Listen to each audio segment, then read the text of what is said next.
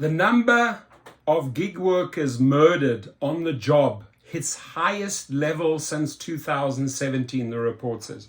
Now, when a story like this is out there, right, I'll guarantee you the executives, get a sheet put on their desk and say, hey, listen, this is another story against us, right? And if David Risher, when you are presented with such headlines, right, what do? What do you guys do? Do you like, oh, don't show me that. No, don't show me that. Next. Or do you actually take this serious? These are people killed on the job because you still allow fake names, you don't have real IDs, you have gift cards. We can go on and on and on and on about all the ways you are failing drivers on safety, right? So this is where you end up. This is nothing to be proud of, right? And this is a thing that I brought up big time with the new CEO, David Risher. You have to address this, right? You have to stay out of the headlines. You cannot be smothered and smashed with these type of headlines daily.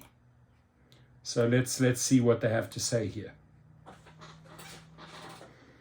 Let's see what they have to say. The number of gig workers murdered on the job hits highest level since 2017, report says. By Levi Sumagazi. Thank you. May 2nd, 2023, 9:19 a.m. Eastern Time. At least 31 app-based gig workers in the United States were murdered on the job last year, the highest annual total since a workers group started tracking the number in 2017, according to a new report published Monday on International Workers' Day. Of that number, 77% were people of color and 26% were immigrants, said Gig Workers Rising and the nonprofits Action Center on Race and the Economy, ACRE, and Power Switch Action, the organizations that wrote and published the report. Exact gig worker numbers and demographics around the nation are hard to come by, but studies and the gig companies themselves have said that in some of the biggest U.S. markets, such as California, a majority of gig workers are people of color and immigrants. Uber Technologies Incorporated showed up most often on the list, with 39% of those who were murdered working as either a ride-hailing driver or delivery worker for the giant gig company. Uber, which is scheduled to hold its annual general meeting next Monday, is recommending that investors vote against a shareholder proposal calling for a third-party audit on driver health and safety. It says it is currently undergoing a civil rights assessment that will include safety issues, which it plans to release this spring. Overall, more than half the workers who were murdered were ride-hailing drivers, according to the report, which is based on news reports, police reports, and court records. Gig Workers Rising released its first report on this issue last year, showing that more than 50 gig workers were murdered between 2017 and January 2022. The data does not include fatal traffic accidents or other causes of injury or death of app-based workers, both reports say. The report's authors point to the business model of gig companies as a factor, saying it ensures drivers and delivery workers bear the consequences of workplace violence without adequate support. The companies that appear on the list, Uber, Lyft Incorporated, DoorDash Incorporated, Instacart, and GetUpside, consider their drivers and delivery workers independent contractors instead of employees. In doing so, Uber, Lyft, and others continue a racist legacy of carving occupations dominated by workers of color out of basic legal protections enjoyed by other workers, the report said. The author said the app-based gig economy's pay structures, reliance on ratings, and deactivation policies that can kick workers off the apps at any given moment can deter drivers from canceling rides or deliveries when they don't feel safe. An Uber Eats driver in Southern California, who spoke with MarketWatch recently and asked to remain anonymous for fear of retaliation, said recent reports about gig workers being killed have him on edge. Last week, an Uber Eats worker in Florida was reportedly killed and dismembered while on a delivery. "This is terrifying," he said. "I'm seriously considering no longer doing deliveries for Uber because of this. Totally understand. I hope they take care of his family." Here's how gig company spokespeople responded to the report Monday. Only GetUpside did not respond to a request for comment. No comment. Uber.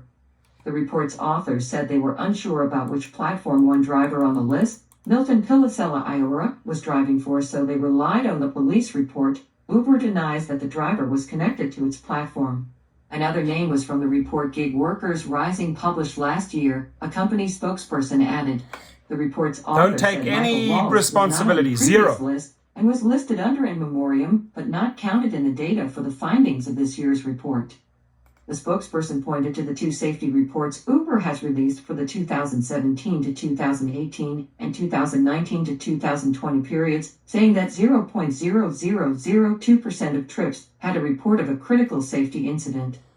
Uber also touted safety features in its app, will continue investing in critical safety features like the ability to chat with a live safety agent, record trip audio in the app in nearly 150 U.S. cities, and share their trip with loved ones, the company said. As for what the company offers families of the murdered workers, the spokesperson said Uber has programs to provide financial support, that each situation is unique, and that in many situations it does not require non-disclosure agreements, so nothing prevents those affected from talking about such support, if any. The spokesperson did not address a question about how the majority of the workers murdered were people of color. Lyft. According to the report, 8 of the murdered workers were working for the ride-hailing company. A Lyft spokesperson touted the company's different safety-related efforts, saying it has a dedicated, around-the-clock safety response team, a partnership with ADT to aid in emergencies, Do me and a work fucking as favor, ADT, leading what are you national doing? organizations to inform our safety policies. The company contacts the driver after each report of a safety incident, and the driver's family if the driver cannot be reached, the spokesperson said. The company also said it has trained safety advocates who offer support to families of drivers who are killed, including possible financial assistance. The spokesperson did not address a question about the demographics of the majority of gig workers killed. DoorDash. 6 people on the list were reported to have been working for the delivery platform DoorDash.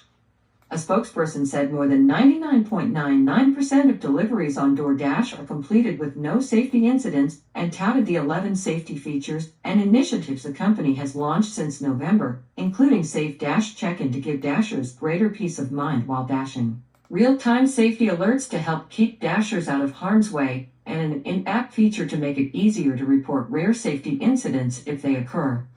The company spokesperson said DoorDash offers just excuses, occupational no accident responsibility. insurance, but did not address a question about death benefits for survivors of delivery workers who may be killed while on the job.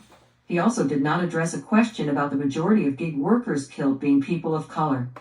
The DoorDash spokesperson also said a U.S. survey it conducted in 2021 showed that nearly 100% of delivery workers it polled said they preferred delivery over ride-hailing because they believed it was safer.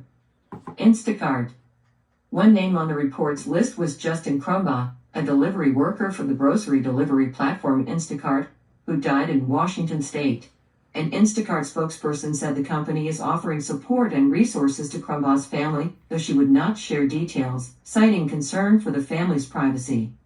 Generally, Instacart's policy is to offer accidental death benefit payments up to $320,000 for eligible dependents and up to $10,000 for burial costs. This story has been updated with the report author's responses to Thank you for running that. All these gig companies need to get their act together. This is unacceptable. Please leave your comments below. Highest level since 2017. Shame on them, and they still haven't done anything effective that could save lives. Keep pounding them, ladies and gentlemen.